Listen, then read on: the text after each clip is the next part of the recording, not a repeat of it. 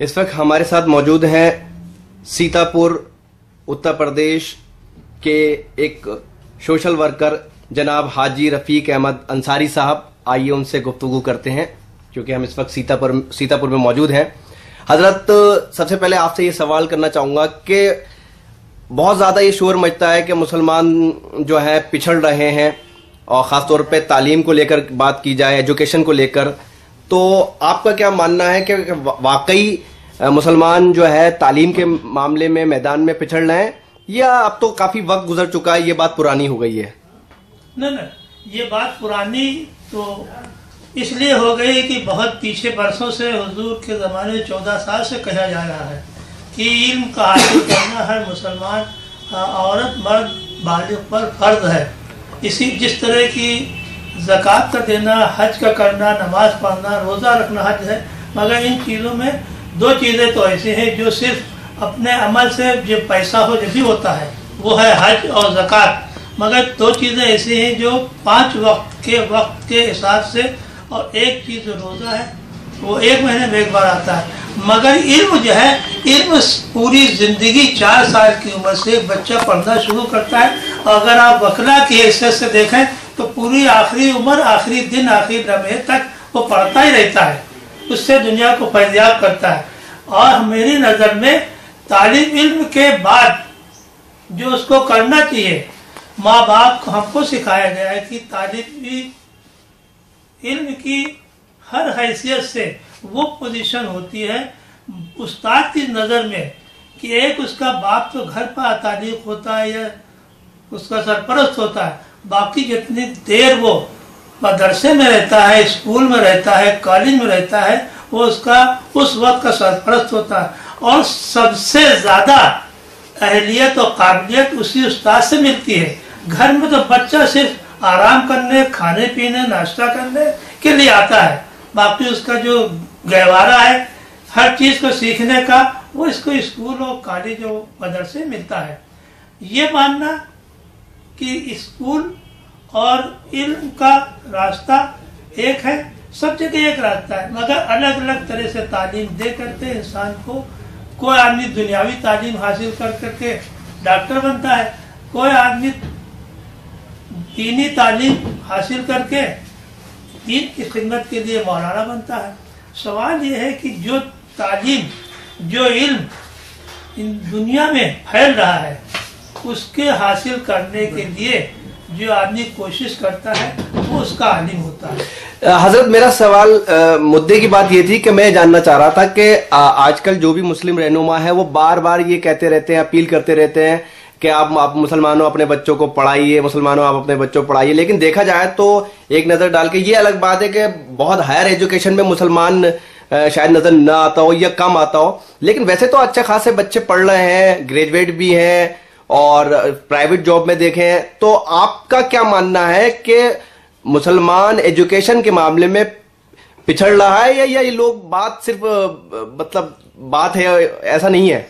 ऐसा ही है, मुसलमान एजुकेशन के मामले में पिछड़ा हुआ है। वो कैसे लगता है आपको? वो ऐसे लगता है कि आबादी अगर पिछले जमाने में 10,000 गैर मुस्लिम पढ़ रहे थे एक जगह पर, आज वहाँ पर उस वक्त 5% के हिसाब से उतने मुसलमान पढ़ते थे, आज वहाँ पर 10,000 के बजाय 1 लाख गैर मुस्लिम पढ़ता है, उसी हिसाब से मुसलमानों की तादाद नहीं बढ़ी। तो इसका जिम्मेदार कौन है? आपने आज काफी उम्र है, सीतापुर को भी अगर देखा जाए तो आपने काफी मतलब पैनी नजर से देखा होगा, काफी आपका वक्त भी गुजरा है। जी। तो अगर बात करें तो मुसलमानों में ये जो एजुकेशन को लेकर पिछड़ापन है, इसके लिए जिम्मेदार कौन है? नंबर 1 जो रहबर है वो है खुद मुस्लिम कौम है, या जो है गवर्नमेंट है? नहीं, गवर्नमेंट नहीं, गवर्नमेंट तो है, वो तो सबके लिए होती है, गवर्नमेंट किसी एक फिरके के लिए नहीं होती। रहबर जो है तो अपनी कौम, अपनी बरादरी की रहबरी के लिए करता है, मगर हमारे यहाँ पूरी कौम की रहबरी के लिए एक मखसूस तबका है जिसको मौलाना कहते हैं, उनको दूसरे मसाइल के साथ इस पर भी शुरू से तवज्जो दे करके इसकी अहमियत बताते कि ये भी फर्ज है, इल्म भी फर्ज है।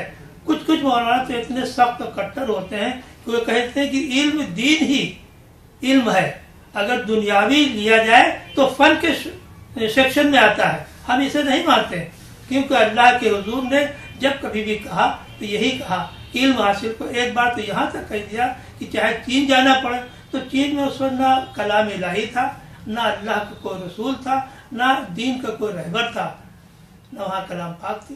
صرف اس لیے کہ دوری اور سختی چاہتی ہو مگر علم حاصل کیا جائے. تو آپ کی بات سے پھر ایسا لگتا ہے کہ آپ کا ماننا یہ ہے کہ جو رہبر ہیں، ہمارے قوم کے رہبر ہیں، وہ انہوں نے صحیح طریقے سے ڈائریکشن نہیں دیا. وہ الگ بات ہے کہ اب تھوڑا تھوڑا راستے پہ آ رہے ہیں. بالکل صحیح آپ کا یہ اندازہ نہیں، میرا یقین محکم ہے کہ یہ ان لوگ جتنی اپنی ذمہ داری کے ساتھ قوم کو لیے علم کا آمادہ کرنا تھا وہ نہیں کیا. اور اسے جو افغانی ہر ایک آدمی کو چاہتے ہیں کہ میری محفل میں ڈاکٹر آئے، جج آئے، پڑھا لکھا آدمی آئے، دانشور آئے، مگر اس کو بنانے کے لیے، اس کو پڑھانے کے لیے وہ صرف یہی کہتے ہیں صرف مولانا. اب کچھ ایسے اسکول میری نظر میں ہے پورے ہندوستان میں، کیونکہ میرا تعلق پورے ہندوستان کے بڑے بڑے مولانا لوگوں کو سے رہتا ہے. جی. وہ لوگوں کو جو وہاں ہوا تو انہوں نے مجھ کو بتایا، میں وہاں پر اس سے بات کی گیا بھی تو انہوں نے بتایا کہ میرے یہاں ڈاکٹریٹ کا بھی شعبہ ہے، انجینئر بھی بن رہے ہیں. ابھی میرا جانا ہے کشمیر بہت ہوتا ہے، وہاں بہت اچھا ایک اسکول میں نے دیکھا تو اس میں لڑکے انگلش ڈریس پہنے ہوئے تھے مگر سب ایجوکیٹڈ. تو آپ کا ماننا یہ ہے کہ جو مدارس کی تعلیم ہے وہ تو ہونی چاہیے، لیکن اس کے ساتھ ساتھ جو ہے اس کے اندر دنیاوی تعلیم پر زیادہ دھیان دینا چاہیے.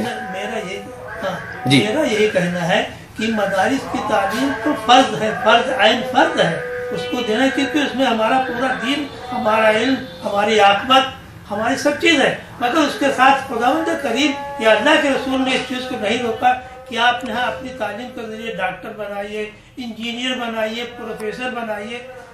مگر اس کی طرف توجہ نہیں دینی تھی، توجہ دینی چاہیے تھی جتنا کہ اللہ کے رسول نے کہا تھا. میں نے یہاں پر 5 اسکول کھولے اپنی پوری زندگی میں. جی. تو میں آپ سے آخر میں یہی جاننا چاہوں گا کہ جو مسلم تنظیمیں ہیں یا رہبر ہیں ان کو کس طرح کا ایکشن پلان تیار کرنا چاہیے جس سے مسلمانوں میں جو تعلیمی میدان میں وہ آگے جائیں. کیا ایکشن پلان آپ کے ذہن میں کیا ہے؟ میرا ایکشن پلان ان کا جو تعلیمی نظام چل رہا ہے، مذہبی تعلیم دینا، مذہبی تعلیم دینے کا نظام چل رہا وہ بہتر ہے. اس میں اور وہ جتنا بھی چاہے امینڈ کرتے اچھائی کی طرف رہ جائے، مگر اس کے ساتھ اپنے یہاں کچھ انگریزی اور موجودہ عصری تعلیم کا بھی انتظام کر کے اپنے یہاں سے پروفیسر، ڈاکٹر، انجینئر، پڑھے لکھے دانشور لوگوں کا آج کل جن کی ہماری قوم کو ضرورت ہے اور ہمیشہ رہی وہ لوگ بھی بنائیں. مطلب کل ملا کے آپ کا کہنا یہ ہے کہ آپ حافظ بھی بنے، قاری بھی بنے، لیکن ساتھ ساتھ مطلب دنیاوی تعلیم میں بھی مہارت حاصل کریں تاکہ قوم کی جو ہے آگے ترقی ہو سکے اور اس کو آگے مطلب ترقی کے اوپر آگے لے کے جا سکے. ایک وقفہ میں نے واقعہ بتا دوں. میرا ملک صاحب مرحوم زندہ تھے، میں بھوپال گئے 1946 میں، وہاں دانشوروں کی میٹنگ تھی تو وہاں مجھ کو بھی لے جایا گیا. میں وہاں جب پہنچا تو انہوں نے 20 منٹ کی اپنی تقریر میں صرف اتنا ہی کہی کہ آپ لوگ صاحبہ معاملہ بنیے. بعد میں یہ معلوم ہوا کہ انہوں نے یہ کہا کہ میں ان لوگوں کو کیا بتاؤں کہ دنیاوی مسائل کیسے ہوتے ہیں، یہ لوگ وکیل ہیں، خود ہی نپٹتے رہتے ہیں.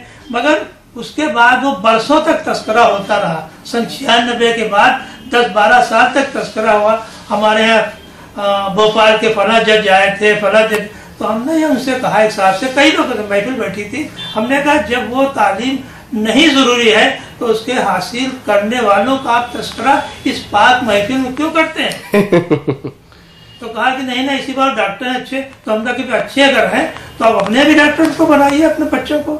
یہ کیا صرف یہاں پر یہ ہوتا ہے پڑھ کے جو آئے اسکولوں سے تو یہاں پر مسجدوں میں 1500 روپے پہ 2000 پہ امامت کریں یا مؤذنی کریں اور ان کے لڑکے بھی بھاگ لیتے ہیں، کہتے ہیں کہیں پنچر دکان پہ کریں، یہ مطلب آپ یہ نہیں کریں گے. جی ہمارا کہنے کا مطلب وہ ایجوکیشن جو دنیاوی تعلیم کے ساتھ، دینی تعلیم ساتھ دنیاوی تعلیم جو وہ ان کو اچھائی کی طرف لے جائے گا، دین کی خدمت ہے، ان کی بھی زندگی خوشحال اچھی طرح گزرے گی.